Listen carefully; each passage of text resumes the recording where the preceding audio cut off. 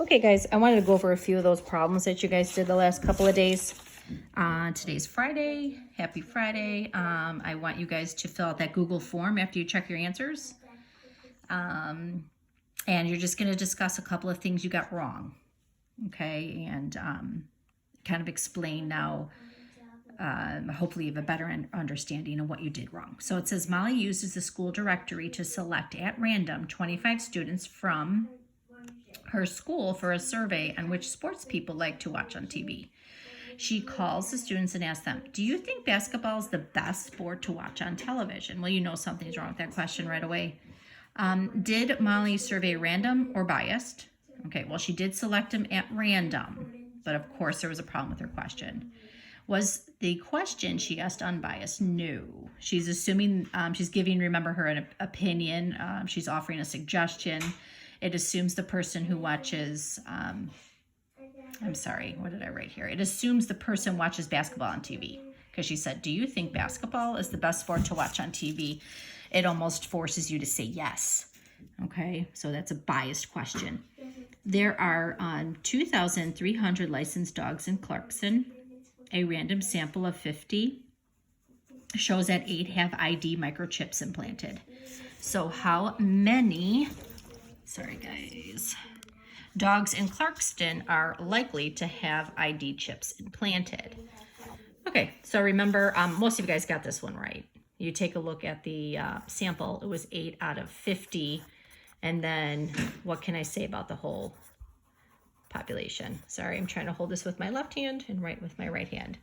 And then remember, you're going to, and I saw a lot of this, so that was good. 8 times 2,300, and then 50 times x is 50x. You're going to multiply this and divide by 50, and that was your total. That should say dogs, not dods. Sorry about that. A store gets a shipment of 500 MP3 players. 25 of the players are defective and the rest are working. A graphing calculator is used to generate 20 random numbers to simulate a random sample. A list of 20 randomly generated numbers representing MP3 players is the following. Let 1 to 25 represent the ones that are defective. Let 21 to 500 represent the ones that are working. So if you use that, boys and girls, it said how many players in the sample are expected to be defective? Be 2. So if you look here, all right, 1 to 25 are defective, it would be these 2. This one here, and that one there.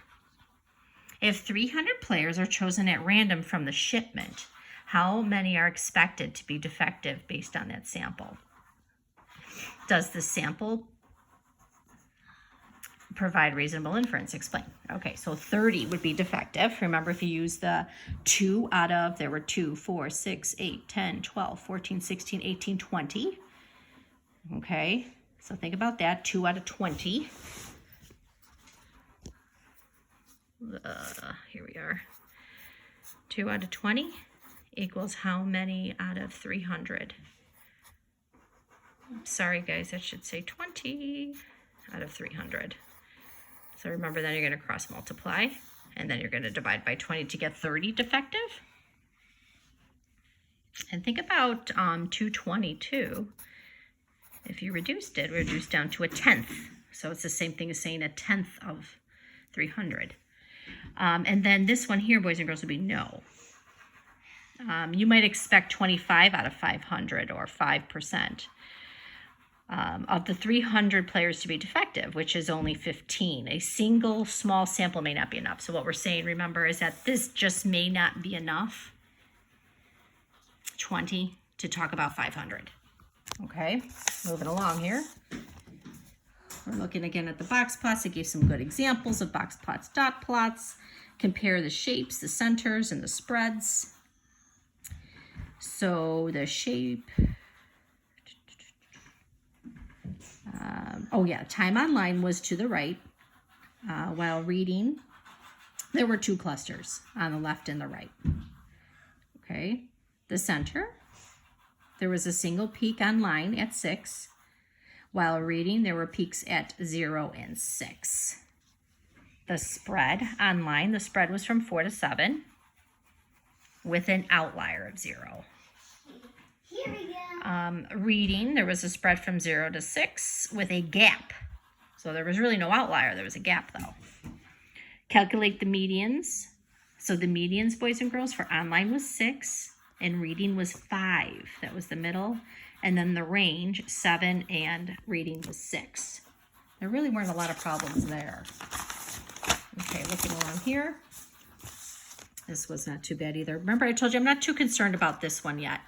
I really just want to make sure, take a look at you, see what you got. Remember what the mean and the MAD means. MAD is how far away were each of those points away from the mean. The average time in minutes a group of students spend studying and watching TV per school day are given. Here's studying, here's watching TV.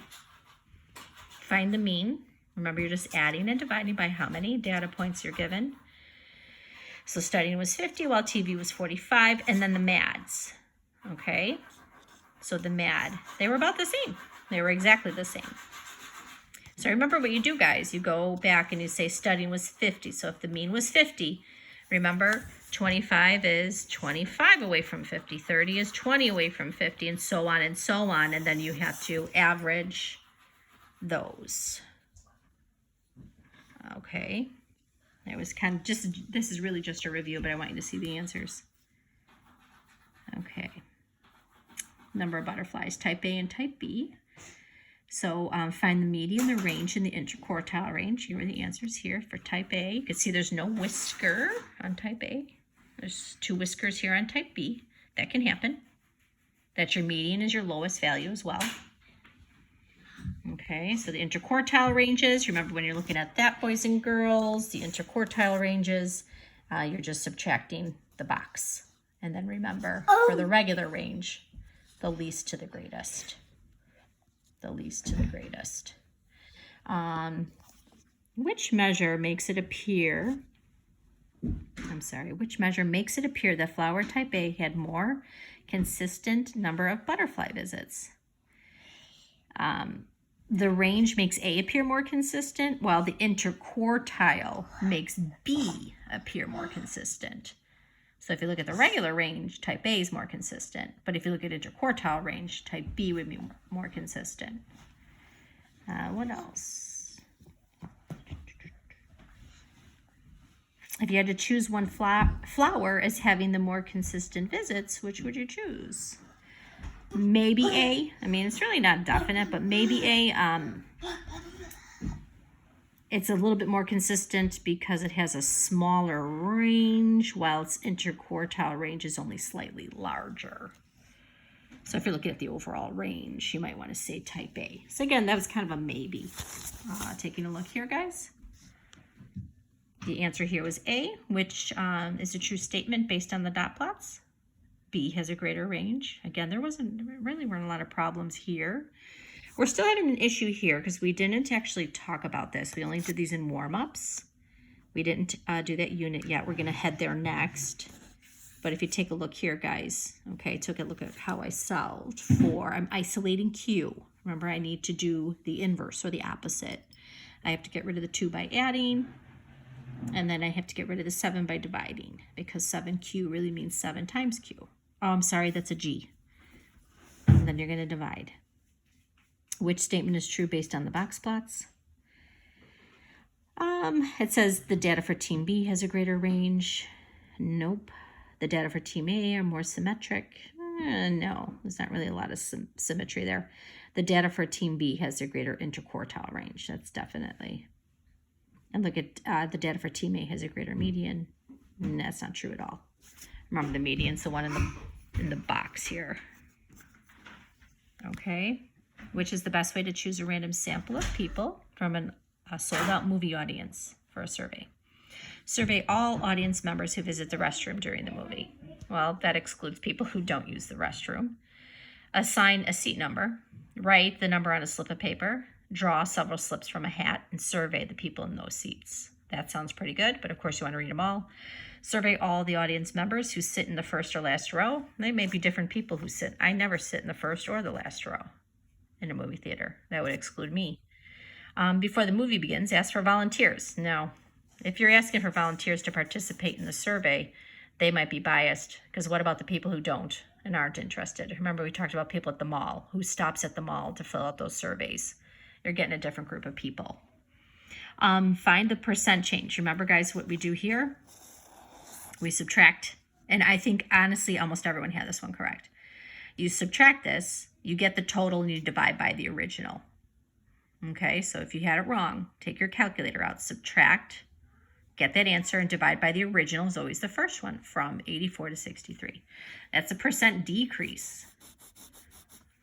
A survey asked 100 students in a school to name the temperature at which they feel most comfortable. The box plot shows the results for the temperature degrees in Fahrenheit. What can you infer? You can only infer B, that most students prefer a temperature of at least 70 degrees. So if you think here, boys and girls, remember you're taking a look at the size here. Remember, this represents 25% of the data. This represents 25% of the data, 25%, 25%. So if we think here, right, 25 plus 25 is 50% plus a little bit more. Okay. And then the last page, number 7, the box plot shows the data from a survey of students under 14 years old. They were asked how many days in a month they would read and draw based on the box plots, which is true. And that was C, that most students read more often than they draw. It's kind of obvious taking a look here at the medians, the highest number. They both had the same in terms of lowest number. Yeah, boys and girls, we didn't talk about this yet either because we kind of skipping around a little bit in the book. But a lot of you had it right, which is wonderful. You remember that probably from 6th grade, which describes a relationship of NOM. Here's NOM. And this one, they are vertical. They're opposite angles made by 2 intersecting lines. Adjacent, they have one common side and a vertex. Complementary, remember that the sum of the complementary angle equals 90, while supplementary angles equal 180. Like this would be a supplementary angle from here to here. Those two would be. So I want you to take a look at this. The tables show the typical number of minutes spent exercising each week for a group of 4th grade students in 7th grade. 4th grade, 7th grade. Okay, so what is the mean for 4th? What was the mean for 7th? So I just added those, boys and girls, and divided. No problems here. And then the MAD. So remember, so you're going to take the mean here, and then you have to think that's 9 away, right? You're going to subtract, take the absolute value, okay? And then we're going to add and divide those values to get the MAD. Kind of had similar MADs, if you take a look at that here. Compare the 2 sets with respect to their measures. You know what, guys? I'm not that worried about this yet. Okay, so I'm not too worried about that. If you did get this one, it should be about here. Again, I told you don't worry about this yet. I really want you to be able to get the MAD and understand what the MAD means. How many times the MAD is? Oh, how many times the MADs is the difference between the means to the nearest 10th? It's about this much, because what I did was I subtracted the MADs. And I divided by the, what did I do? Oh, I'm sorry, I subtracted the means, and then I divided by the MAD, which was about that. Okay, great. So on the Google form, I want you guys to talk about 2 things you had wrong, why you got them wrong. Okay, I will send the Google form with that. Have a good Friday.